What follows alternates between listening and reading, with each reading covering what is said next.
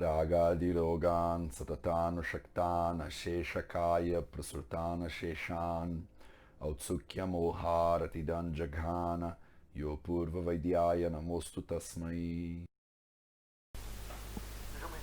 Soyez les bienvenus à cette chaîne YouTube. Je m'appelle Mateusz. Ça, c'est notre série Vida Vedanush Samhitas. Et aujourd'hui, on va continuer notre lecture de l'Ashtanga-hridayam, chapitre numéro 2, avec le shloka numéro 8. Donc, dans les commentaires que je suis en train de lire, il y a ce saut, n'est-ce pas? On va faire juste le shloka numéro 8. La vidéo précédente, elle a été un tout petit peu trop longue et aujourd'hui, on va alléger un petit peu tout ça. Et donc, voici ce qu'il dit ce shloka. Abhyangamachare nityam sajara shramavataha shti prasada pushtyayu swapna sutvaktvadardyakrit. Donc, il est en train d'introduire une nouvelle notion, la notion de abhyanga. Le mot abhyanga, c'est une procédure qui signifie application d'huile dans le corps. C'est pas un massage en vérité. Donc beaucoup de gens disent j'ai eu l'abhyanga, le massage ayurvédique. Mais si on regarde dans les chapitres de l'Ashtanga-hridayam et de Charaka Samhita, on va voir qu'il y a différentes modalités d'application de huile. Et donc c'est ça l'abhyanga. Et donc ici il parle de ça.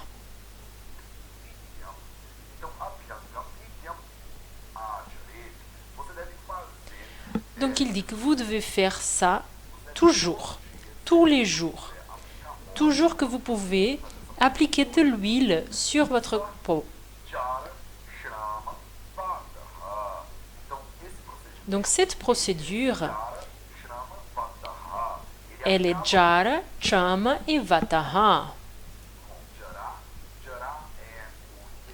Jara, c'est le vieillissement de la peau. Une des grandes techniques anti-vieillissement, c'est l'abhyanga. Shrama, c'est la fatigue. Et vata, donc il élimine également le vata, l'abhyanga.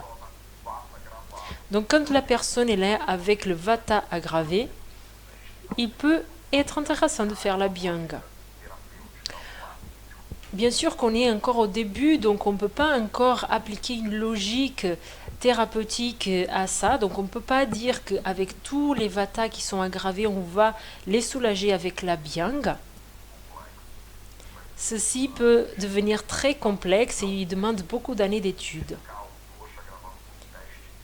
Donc il ne suffit pas de faire un test sur internet et pour voir quel est le dosha qui est aggravé. Le vata il peut être aggravé à cause de ama, à cause du kapha qui est aggravé, à cause de avarana, qui ce sont des procédures qu'on n'a même pas vues encore.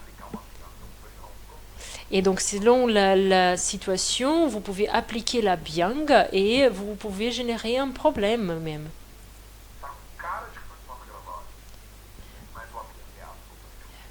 Parfois, il y a des situations où la personne est là, le vata qui est aggravé, mais l'abhyanga elle est complètement contre-indiquée. Ayez calme parce que la thérapie ayurvédique, elle demande beaucoup d'années de compréhension. Mais en général, l'abhyanga doit être fait toujours et il permet le contrôle du vieillissement, de la fatigue et aussi de l'aggravation de vata.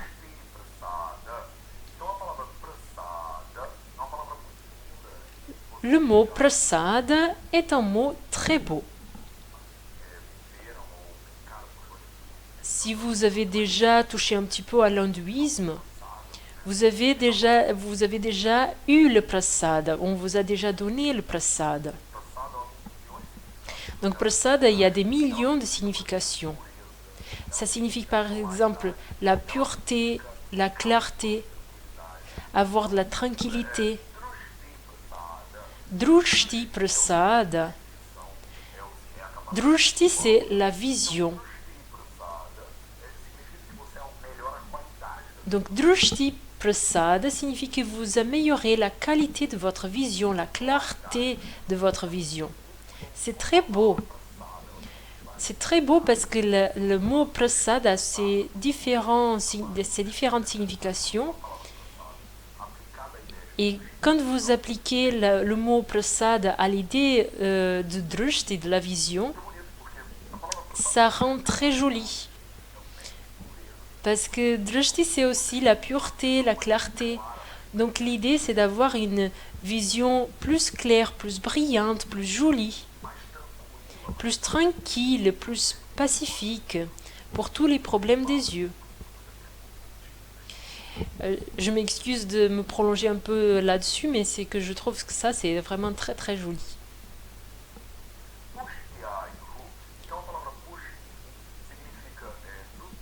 Pushtihi signifie la nutrition, la force. C'est comme si vous êtes en train de nutrir vraiment le corps.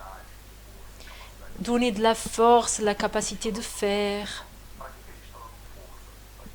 Pourquoi est-ce qu'on est en train de donner de la force, de la prospérité? Pour Ayuhu, la vie. Donc l'abhyangam, quand vous le faites tous les jours, vous augmentez cette force, cette qualité et de la propre vie. Vous êtes en train d'améliorer la propre vie. Swapna, c'est le sommeil. Donc l'abhyanga, il peut améliorer le sommeil également. Twak, c'est la piel. La peau, pardon. Donc, il s'agit d'une peau qui est jolie, qui est soyeuse si l'abhyanga est appliqué. Donc, l'abhyanga donne cette qualité à la peau. Donc, cette peau qui est belle, qui est douce, qui est soyeuse, c'est une peau où l'abhyanga est appliqué. Donc, l'abhyanga, c'est une des meilleures procédures que vous pouvez faire pour avoir une belle peau, pour améliorer votre vie, pour améliorer votre vision. C'est impressionnant, n'est-ce pas?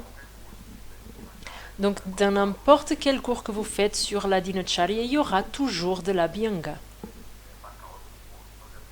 Donc, appliquer l'huile dans le corps et appliquer abhyanga dans le corps, c'est quelque chose qui est vraiment de base dans la dinacharya parce qu'il y a tellement d'effets positifs.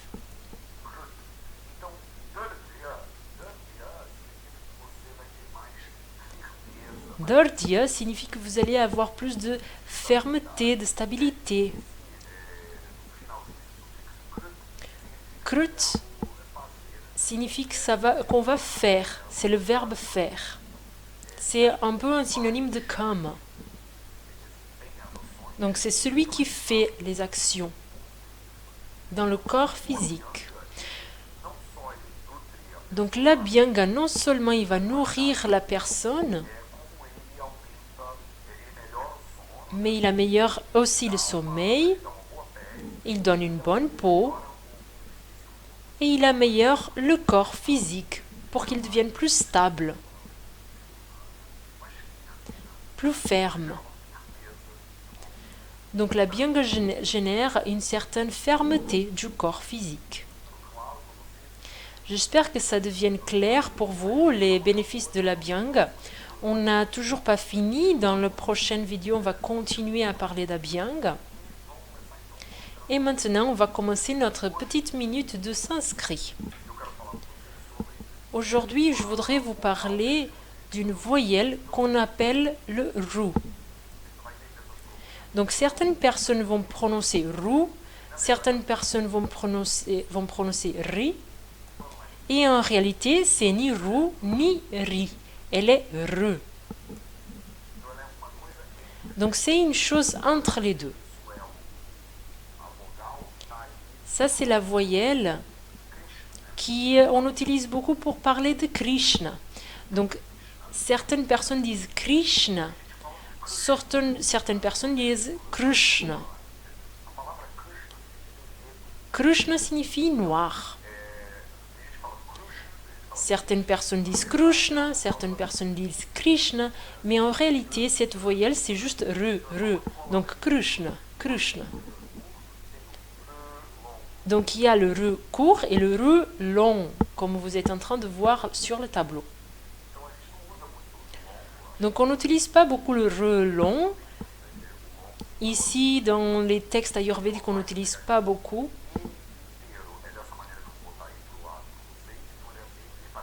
Quand le re il est entier, il apparaît comme ici dans le tableau que je vous ai mis pour que vous puissiez visualiser. Mais dans les samhitas ayurvédiques, on ne va jamais le voir tout seul. Il vient toujours avec une consonante.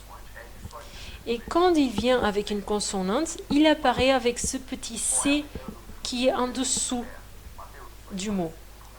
Donc, quelle est la première chose que vous devez penser à ce moment-là? C'est, attention, ça ressemble beaucoup à l'histoire du U qu'on avait vu quelques vidéos auparavant. Quand vous mettez le U, quand vous mettez le U, il y a un petit C qui peut être tourné vers un côté ou vers l'autre. Et ça, c'est une petite chose où on peut se tromper. Donc, je vous avais déjà prévenu, quand on avait parlé du U, je vous avais déjà prévenu qu'il y aurait à faire attention avec un autre voyelle qui ressemblait beaucoup. Et c'est celle-ci.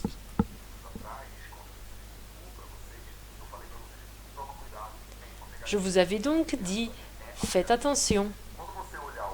Quand vous regardez le R, au-dessous, vous allez trouver un C. Donc ici, dans la phrase, on voit, dans le shlok, on voit plusieurs U, 3 U et 2 R.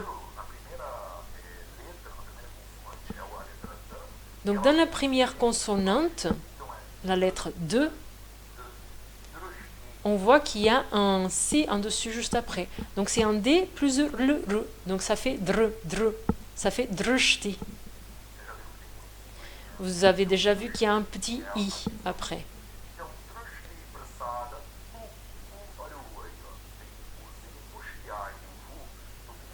Donc drshti prasada et après on a juste un U juste après.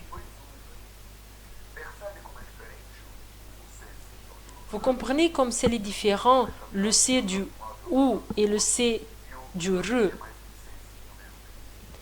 Pour le RE, c'est vraiment un C très petit, alors que le C qui est en dessous du OU, c'est comme si c'était une virgule un petit peu stylisée.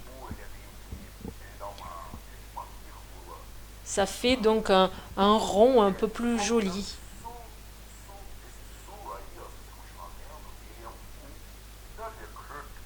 Si on continue à le lire, on va voir que le sou, c'est un OU à ce niveau-là. Donc je voulais voir cette voyelle avec vous ici, pour que cette voyelle devienne bien claire, parce qu'ici on utilise pas mal de RE, mais aussi de OU. On va voir ce petit C très souvent dans les textes ayurvédiques.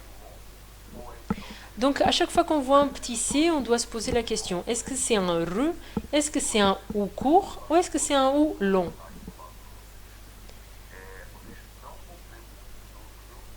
Vous n'allez pas beaucoup voir du RE très long. C'est quelque chose qu'on n'utilise pas beaucoup dans les samhitas ayurvédiques. Si vous étudiez le Vedanta ou d'autres textes ayurvédiques, d'autres textes védiques, là peut-être que vous allez trouver le RE long. Par exemple, le Rig Veda, même dans le titre, il y a le RE déjà, Rig Veda. Mais dans les samhitas ayurvédiques, vous n'allez pas beaucoup trouver ça. J'espère que c'est devenu un peu clair pour vous. Merci beaucoup à vous tous qui suivez le groupe d'études dans le Patreon. On va maintenant faire une rencontre en septembre pour continuer ces études et pour répondre à toutes vos questions. Notre groupe il est en train de grandir beaucoup. Je vous remercie beaucoup de votre présence. Il y a de plus en plus de personnes actives qui participent.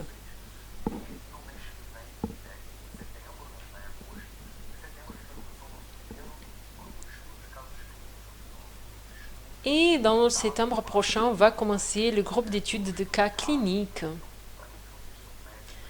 Pour ceux d'entre vous qui sont des médecins ou des thérapeutes ayurvédiques ou des thérapeutes dans la santé en général, ça va être très intéressant.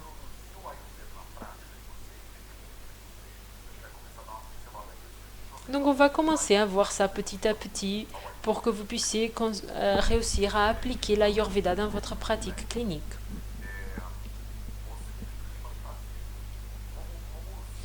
Comment utiliser la base de l'Ayurveda dans votre pratique clinique? C'est ça le but de ces études en groupe. L'idée, c'est de servir les personnes de la meilleure façon possible. Donc si vous avez intérêt dans ça, je vous invite à rentrer dans le groupe d'études de cas cliniques, dans le Patreon. Donc ceci était le shloka que je voulais partager avec vous aujourd'hui. Merci beaucoup à vous tous pour votre présence et on se voit la semaine prochaine. On va continuer à parler sur Abhyanga.